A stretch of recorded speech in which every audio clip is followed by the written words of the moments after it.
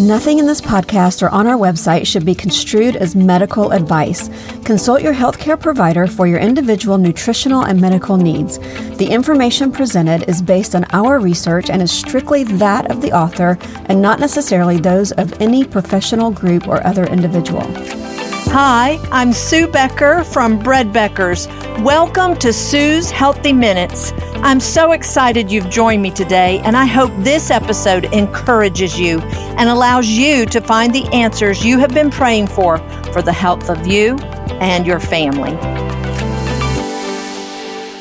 Today on Sue's Healthy Minutes, as this episode airs, it is Memorial Day. As I thought about what I wanted to share with you today, my mind, of course, went to some new topics of study that I've come across in the past few weeks and months.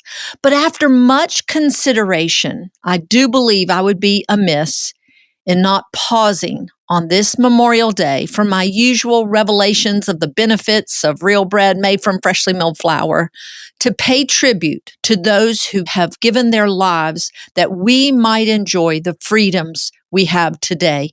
May we never forget the ultimate sacrifice of the life of Jesus Christ that gives us freedom, not just while we're here on this earth, but for all eternity. As the Gospel of John states in chapter 8, verse 36, who the Son sets free is free indeed. So let us rejoice and give thanks for the freedoms that we have, not just today, but every day.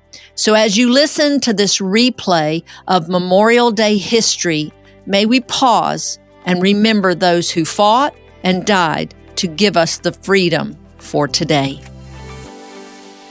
Today, on Sue's Healthy Minutes, I thought it would be fitting to share a few words about the true meaning of Memorial Day. In America, for most of us, it is usually thought of as a long holiday weekend filled with fun activities, marking the end of a school year for some and the official beginning of summer. The day is typically celebrated with an outdoor gathering of family and friends, often around a pool or a lake, and most often includes firing up the grill for a delicious meal. These are all great ways to celebrate the day, but it is also important to take a moment and remember the true meaning of the holiday and why we observe it on this day year after year. It was originally called Decoration Day from the early tradition of decorating the graves of the fallen Civil War soldiers with flowers, wreaths, and flags. The Civil War, which ended in the spring of 1865, claimed more lives than any conflict in U.S. history and required the establishment of the country's first national cemeteries. Memorial Day was a day for remembrance of those who died in service to our country. By the late 1860s, Americans in various towns and cities had begun holding springtime tributes to these countless fallen soldiers, decorating their graves with flowers and reciting prayers.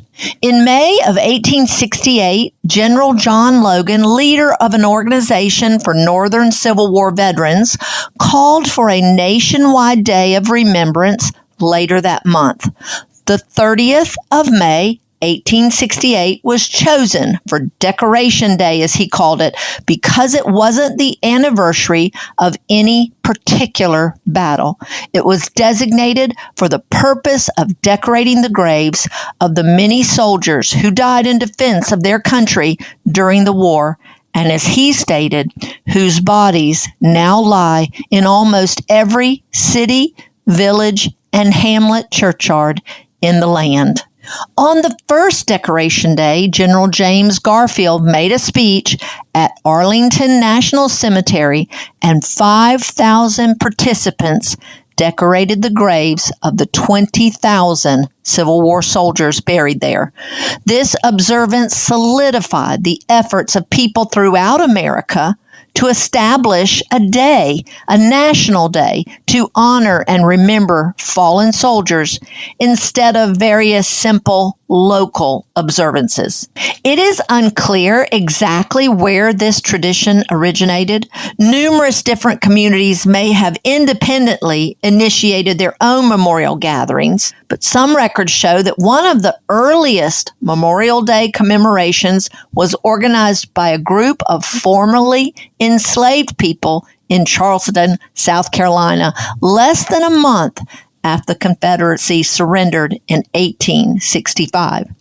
Various cities today claim the origination of the Memorial Day remembrance, but in 1966, the federal government declared Waterloo, New York, the official birthplace of Memorial Day.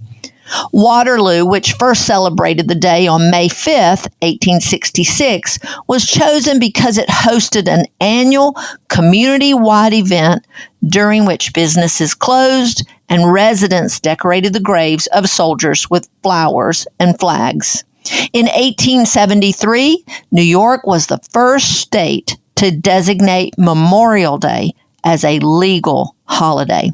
By the late 1800s, many more cities and communities observed Memorial Day, and several states had declared it a legal holiday.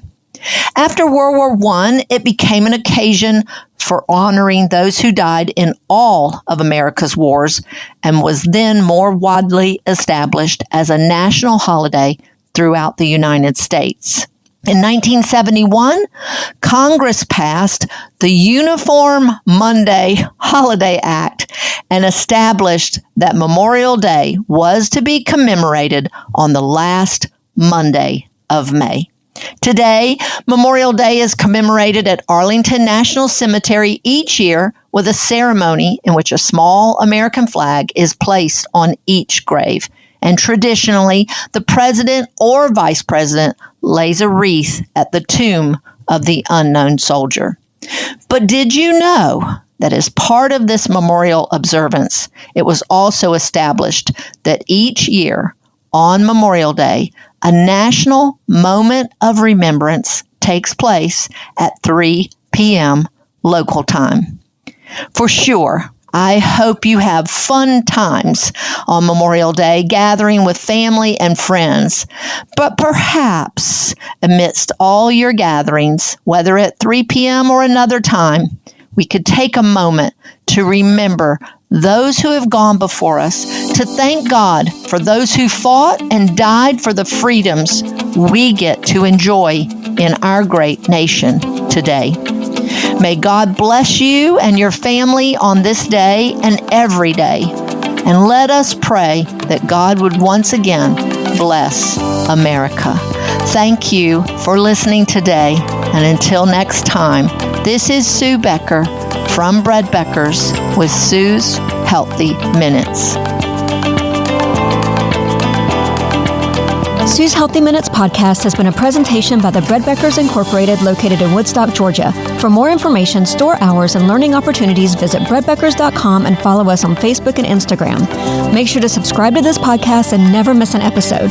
Share this with 2 friends who would benefit from this information, and be sure to join us again next week for more of Sue's Healthy Minutes.